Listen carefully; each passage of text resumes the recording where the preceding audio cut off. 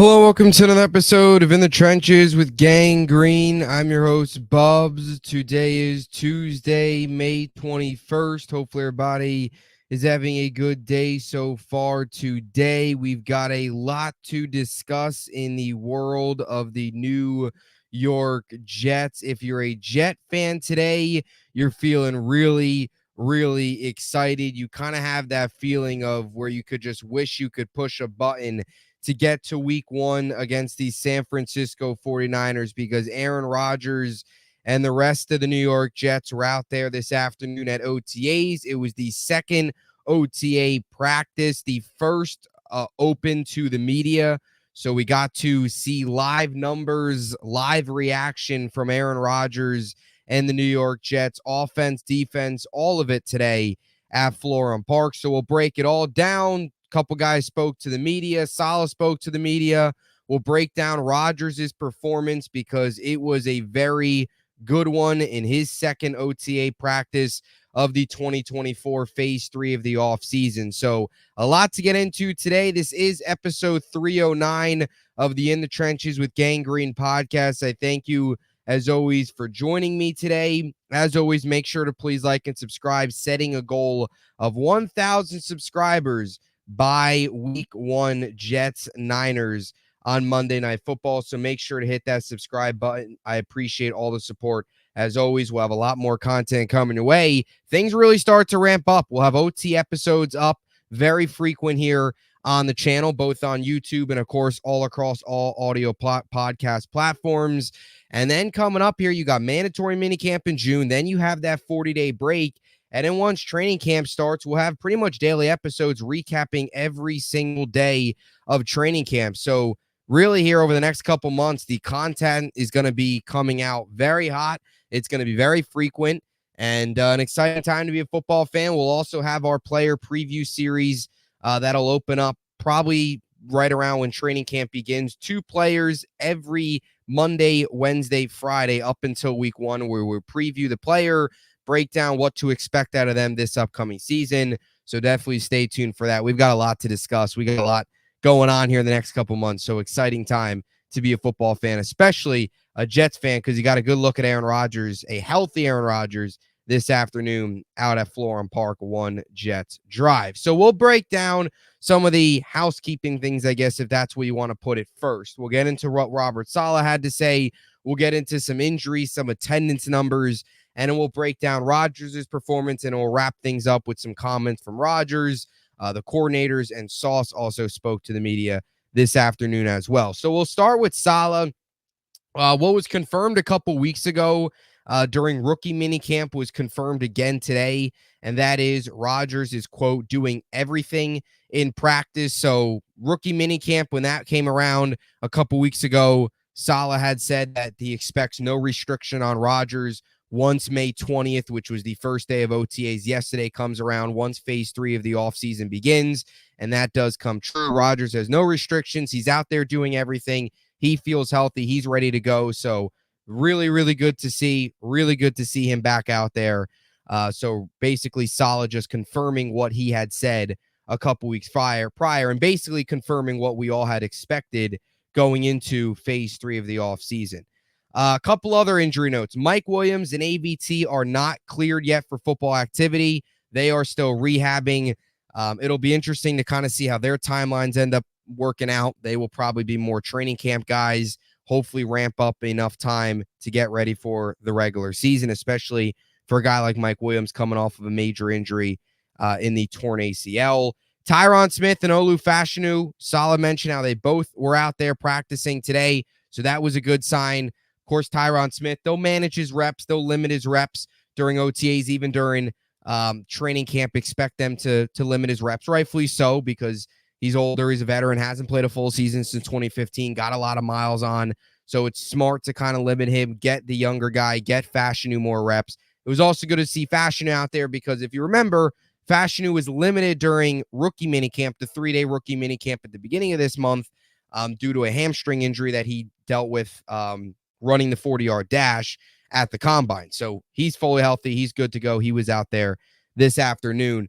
Some other things Robert Saleh had to say.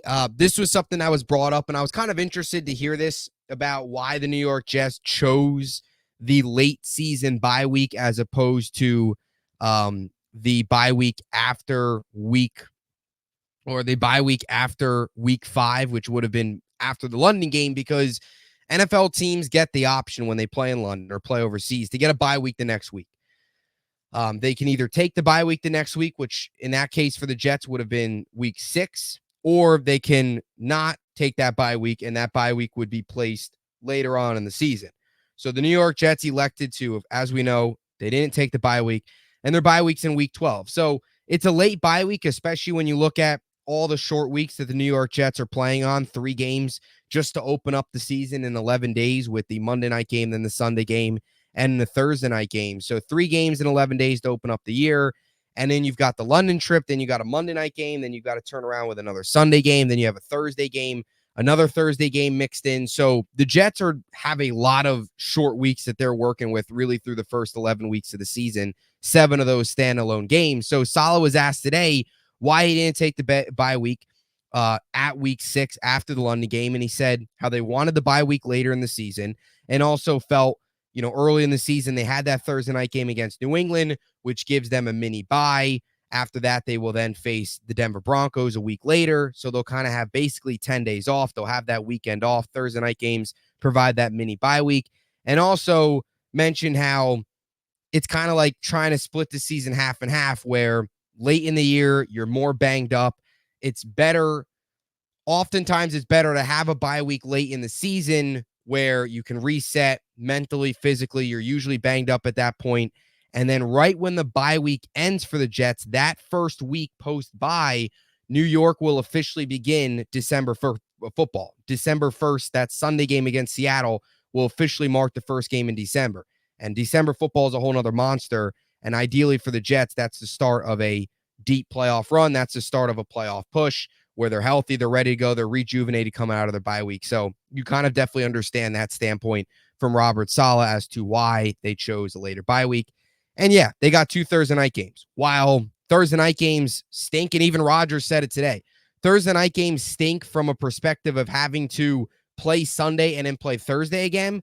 The benefit of having to play within 4 days of each other is you get Friday, Saturday, Sunday off. You get that mini bye off, really even more than that, where you're probably not out there until Wednesday of the next week. So you basically get almost 6 days off of practice before you're back out there again. So that is a benefit. Those are the mini bye weeks. Jets will take those early in the year and in their full bye in week number 12. So just some clarification on that. This has been something else, and Sauce commented on this as well, with the possibility of Sauce Gardner traveling with number 1 wide receivers.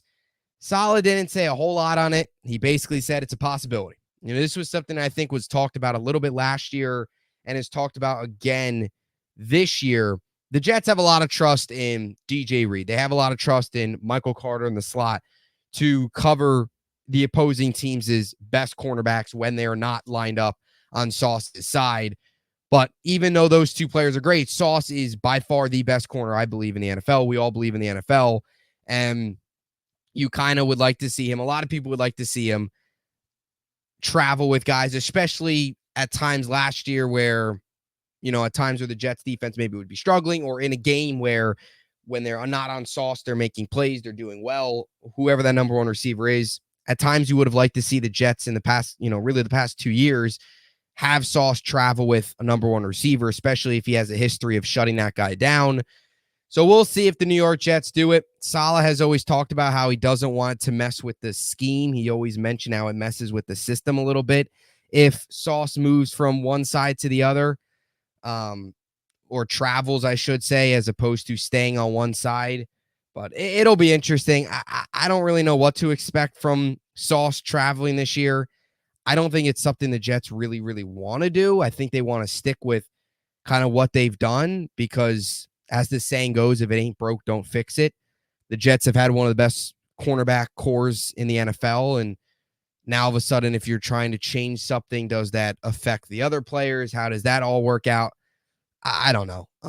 But he said it's a possibility. This is going to be something that we'll find out week 1. I think that's the biggest thing. We'll find out week 1 when it comes to Sauce. I would love to see Sauce travel with number 1 receivers. I think you got a number 1 cornerback. As much as I love DJ Reed and he's awesome number 2, one of the more criminally underrated players in the NFL. Sauce is the best corner on that team. He's the best cornerback in football. He should go up against the best receiver on the other team. And in some cases, arguably the better receivers in the NFL. We got to face Tyreek Hill twice a year. We still have Stephon Diggs on our schedule this year, even though he moved on from Buffalo. We still have to face him against Houston. So you have Deebo Samuel, Brandon Ayuk right out of the gate. That'll be very interesting to see how the Jets handle that. So we'll see what happens with Sauce. Wouldn't really comment on the Hackett replacement. Not too surprised there. You move on from it. It is what it is. Clearly they didn't get anything done. Clearly they wanted somebody else in there, but they're going to roll with, we believe in Hackett. Aaron Rodgers has got to lead this offense, and that's it. I thought this was interesting. And this is something more to watch for, because we talked about a lot of competitions at the New York Jets that we should look into during camp. Running backs, the competition behind Breece Hall. It's maybe they hold 4, but in the event they hold 3, it's kind of 3 guys fighting for 2 spots. And either way, even if they do hold 4, you still have 3 guys fighting for playing time. I would assume Allen is your legitimate number 2. And then Davis and Izzy kind of fight for 3 and 4, more reps, more opportunities there, maybe a roster spot, whatever the case may be. Wide receiver as well is a competition. Brownlee, Charles, Gibson, all those guys kind of fighting for that final couple spots. And then really, even defensive line as well could see a surprise cut. But a new wrinkle here is the safety position, where Saleh said today it's an open competition between Chuck Clark, Tony Adams, and Ashton Davis. Those starting safety roles are pretty much an open competition. So that'll be another good position battle we should see. And then to throw another wrinkle into it, while this kind of flew under the radar, but Isaiah Oliver, from what Jeff Ulbrich said today, will make the move from cornerback to safety. So I actually think that hurts Oliver's chances of making the 50. Maybe it hurts his chance of making the 53. It'll be interesting. It'll tough to say, but I thought already the safety room had enough competition. Now you throw Isaiah Oliver into it, but Isaiah Oliver made the transition from corner to safety. So you kind of have Chuck Clark, Ashton Davis, Tony Adams fighting for the starting safety spots. And then depth-wise, you'll have Jalen Key. You'll have Jarek Bernard-Converse. Now you'll have Isaiah Oliver. You'll have a couple guys fighting for that final kind of 4th safety role. So safety position, as Saleh said today, along with what Ulbrich had to say, is something else to keep note of as the New York Jets move on here. Rest of the offseason and into training camp. Just some couple injury updates. Rehab out there. There's kind of a, of course they got the main practice section, and then they also have the rehab area. In the rehab area, doing stuff on the side was AVT, Mike Williams, who we already talked about. Jordan Travis was also over there. Morgan Moses was over there. And Lecky Fotu was also over there. And guys that weren't in attendance today, and please, Jets fans, do not overreact with this. Breece, Quinnen, Reddick, Solomon Thomas. I believe all those guys were there yesterday. I know Breece, Solomon Thomas were there yesterday because they posted them some videos there were some videos of Breece doing drills, and there was a video of Solomon Thomas walking out yesterday. The Jets post them all on their social media. So I know they were there yesterday. Look, it's optional. It's another thing. It's optional. This isn't mandatory. This is optional. So I know when people say, oh, Breece isn't there, that they're going to freak out. It's May 21st. There's no need to worry. They weren't there for one day. It's not the end of the world. Zach Rosenblatt tweeted he felt from what he saw about 90% participation. So overall, big turnout for these OTAs through two days. All right, now to the good stuff. The housekeeping, the notes, the Robert Saleh. The Robert Saleh press conferences are just beginning. Another year of the Robert Saleh press conferences. Those are the Monday, Wednesday, Friday ones during the season. Always get interesting sometimes. But it is what it is. Now to the good stuff. That is Aaron Rodgers. Lit it up today. Let's not waste any time. According to all the insiders, what they logged today at practice, Rodgers was excellent. He looked like he hasn't lost a step. His arm strength is still there. The Hall of Fame ability is still there. Aaron Rodgers, and again, disclaimer, This is OTAs. It's non-contact. It's May, right? We still have a long way to go. But Rodgers looked great. He went 5 for 5 and 7 on sevens. He went 8 for 10 with 3 touchdowns and 11 on 11. So total today, he went 13 of 15 with 3 touchdowns this afternoon at One Jets Drive. Those numbers courtesy of Connor Hughes, who was out there covering, of course, for SNY. So 5 for 5 and 7 on sevens, 8 for 10 and 11 on 11s with 3 touchdowns. That set him up for a total of 13 of 15 this afternoon and 3 touchdowns. So Aaron Rodgers, 7 on 7, 11 on 11, was phenomenal. A completion percentage of 86.6. So, I mean, good quarterback play. It's May, but it's days like today that remind you of what we saw last offseason with less talent on this roster and what we saw last training camp.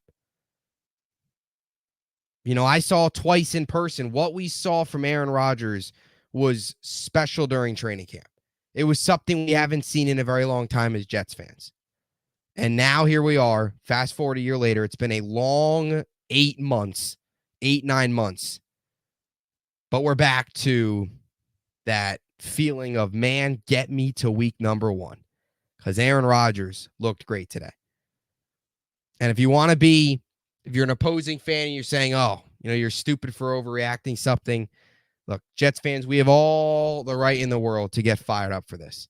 We saw him go down 4 snaps into the season. Just to see him back out there, connecting with Garrett Wilson for touchdowns, completing 13 of 15 passes today. I don't care, it's OTAs. That's got to get you fired up if you're a Jet fan. And it's only May 21st. Again, today's one of those days where you wish the season could just start and we could see this team on the field in action.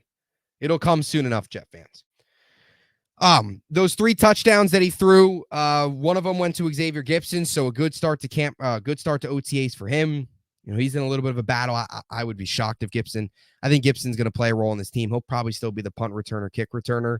How much of he plays a role as a receiver with Corley coming in, kind of taking that slot kind of gadget guy role, which Gibson was in last year, would be interesting. Now, if Corley gets off to kind of a slow rookie start, Gibson could still play a larger role. But either way, Gibson had a 40-yard touchdown on a seam, so that was probably the biggest highlight of the day, connecting on a long seam route there for Gibson, 40 yards downfield. And then Rodgers had back-to-back red zone touchdowns, one to Allen Lazard. So we had an Allen Lazard sighting. He was open. And in the other one, according to many beat reporters, was to Garrett Wilson. It was a tight window throw, one of Rodgers' best throws of the afternoon. So got a little bit of everybody involved. Got Garrett Wilson involved, got Xavier Gipson involved. We had an Allen Lazard sighting. So a lot of good things there. Look, you throw 3 touchdowns, it's probably going to be a pretty good day. So that was a positive there for Rodgers. Only 2 incompletions. Some other receptions, not all of these were from Rodgers. Some of these as well were from Tyrod.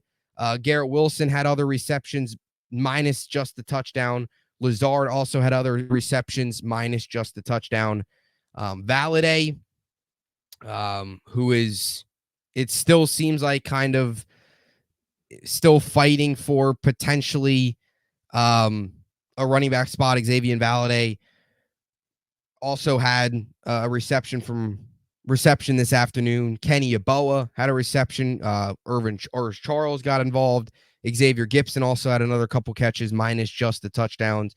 And Malachi Corley as well got involved, although I believe that was from Tyrod. So Xavier Valladay was working with the first team today. I wouldn't buy much stock into this. According to Robbie Sabo of Jets X Factor, I believe he mentioned today that they're kind of all rotating in the running backs, kind of all rotating him on the first team, all getting them reps. So look, running back is, I wouldn't put much stock into what the running backs are doing right now. It's also not much contact. It's tough to tell. That will be more something you tell during the preseason and, of course, training camp. But still, Garrett Wilson, Xavier Valladay, Yeboah, Lazard, or Charles, Gibson, Corley, all guys that logged some catches today. Some other notes, takeaways from practice. Garrett Wilson versus Sauce Gardner. That was a battle we saw today. Battle we saw all camp.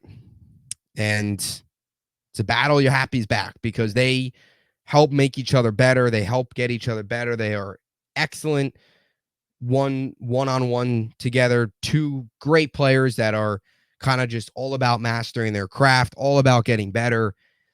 Both come into the league at the same time, both in year number 3, both looking at ways to get better. And they're the perfect match. They're perfect for Garrett Wilson trying to become a legitimate star number 1 receiver, which he kind of has already implemented himself with, even with the quarterback play that he's been given over the first 2 years. And then, of course, Sauce Gardner, who is still looking to prove himself for the doubters that he is no doubt the number 1 cornerback in football. So they both had some battles today. You know, Garrett Wilson caught a touchdown, had a couple receptions against Sauce. Sauce also had a nice diving pass breakup against Garrett Wilson. So they both had battles. They were both winning them. And that's what we saw all of camp. You even go back to Hard Knocks, the battles they had against each other, where Garrett Wilson would get Sauce, and in the next play, Sauce would get Garrett Wilson, and just going back and forth, making each other better. It's awesome for themselves, and it's also awesome for the team because the better those two guys are, well, the better the Jets have at winning games this year, having a successful season. Something else to note from practice today, nothing crazy, but Eric Watts, who is a UDFA defensive lineman for the New York Jets, Zach Rosenblatt noted that he actually beat Fashanu on one of the plays to get to Tyrod, which would have almost potentially been a sack in a real live game scenario. So something to keep an eye on. Look, Watts is pretty deep down there on the depth chart, but I sometimes like the under the radar stuff like that. So little nugget there as well for a name that did something, had a nice day today at a couple reps that he was able to win. All right, now moving on to some of the other press conference notes. Rodgers press conference, Hackett spoke, Ulbrich spoke, Sauce spoke. Not a whole lot from Ulbrich and Hackett, more so from Sauce and Rodgers. So let's get to that stuff. We'll get to Rodgers here first. He spoke to the media, mentioned similar to what Saleh said. You know, he feels good. He feels healthy. He feels ready to go. Also feels that he doesn't need any restrictions. Has talked about how it's been kind of a long 8-9 months. But he's back, feels good, feels ready to go, motivated, and hopefully a successful season coming up. This was kind of asked a little bit today, and Rodgers, I think, just having the experience that he's had, it's always interesting to hear his input, but talked about the pressure that is on him and on this team. And he mentioned it a lot today about how much pressure is on this team, not only the coaching staff, but also him to come through, because he's kind of mentioned it, how this is not necessarily the first time in his career that he's feeling this pressure, but he's 40 years old. You know, he's coming off of a torn Achilles. He hasn't almost played in 2 years other than 4 snaps, basically, in week number 1, right? And he kind of mentioned how if he doesn't play well, if he doesn't have a successful season, his time's running out. You know, there's not many teams that look for 40-year-old quarterbacks anymore. You know, the league is transforming to younger quarterbacks, franchise guys, right? And he kind of talked about that. And he kind of talked about how, you know, this is it. You know, this is kind of it for him. Not saying like this is his last year, but if he doesn't perform well, this could be it for him. This could be it for everybody. You know, if the New York Jets win 7 games this year with Rodgers playing all 17 games, Rodgers is gone, Saleh's gone, everybody's gone. They're blowing it up. You're rebuilding. So he feels the pressure. He understands the pressure. I don't know if he's trying to just say all that to try and maybe take some of the pressure away from what, you know, is put on Saleh. I think a lot of people have put a lot of pressure on Saleh, put a lot of pressure on this coaching staff because of the issues we saw out of them last year. Maybe that's Rodgers trying to take some of the pressure off of them and put it on his shoulders. But yeah, I mean, he gets it. And that's why you got to believe in him. He totally understands. He's a veteran. He's been in this league forever.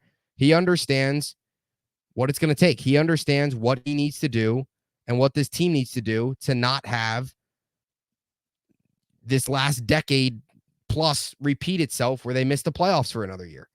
And I also think all this pressure is going to help Aaron Rodgers. Because what have we seen in Aaron Rodgers' career when he has pressure or has a chip on his shoulder or is being doubted? What happens? He usually comes out the next year and usually dominates. I mean, everybody was counting Aaron Rodgers out going into that COVID season. What did he do? He came out and won back-to-back MVPs. He won 2 MVPs in 3 years, right? Oh, Jordan Love was drafted. This is the end of the road for Aaron Rodgers. Not so fast. He won 2 MVPs. Anytime Rodgers has been doubted in his career, he's come back and proven everybody wrong. And this situation is no different from the others. You expect him to come back and prove everybody wrong. But there's going to be a lot of pressure that comes with proving everyone wrong. I think this is more pressure than ever because a couple circumstances. Number one, he's 40 years old. He's coming off a torn Achilles, right? That's much harder than being doubted because a team took a quarterback that is going to be a replacement in a couple years. He's also mentioned it many times. This is a massive market. This market isn't for everybody. You don't win in this market, you're going to get ran out of town. So, he understands, and he's faced a lot of pressure in his career. You feel he can handle it. Vice President with Kennedy stuff. I can't believe this is still being brought up. This was like months ago. It's just stupid. I think this was blown up a little bit by the media, but he basically said he was offered 2 choices. First choice, retire and run for vice president with Kennedy, or keep playing. And he, of course, elected the latter.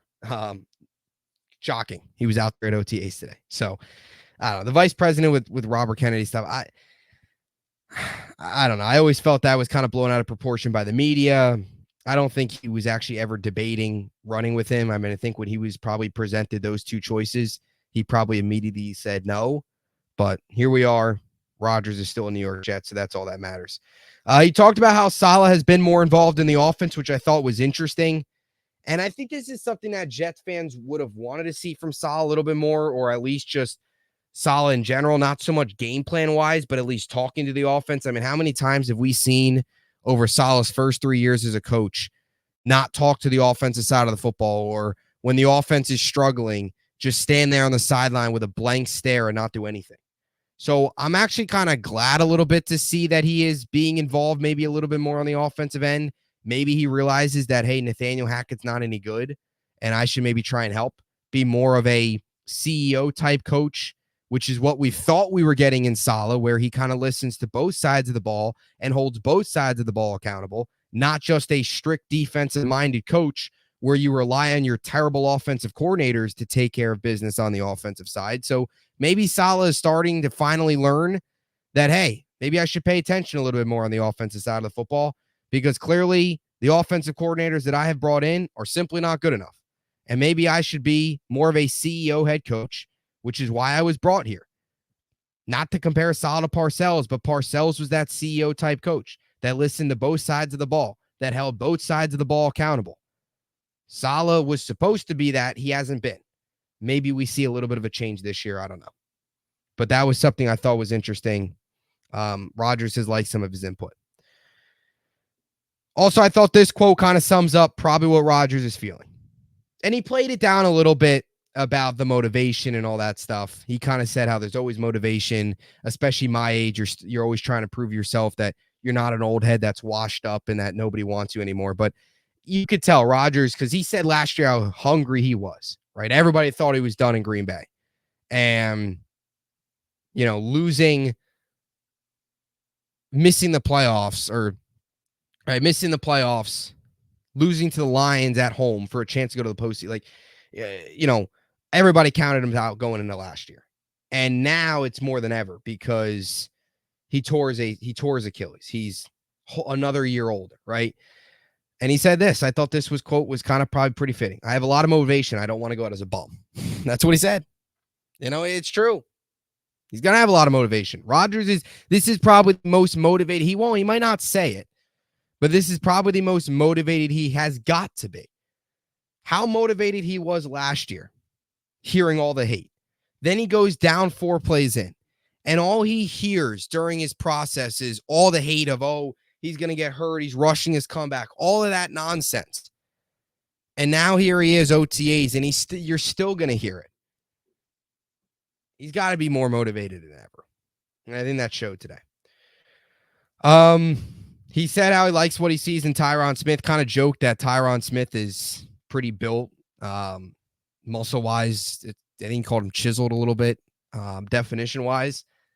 As for, he said Bakhtiari was a little chunkier, I guess, around the waist area, so or the core stomach area, I guess. So kind of took a shot at his old buddy Bakhtiari.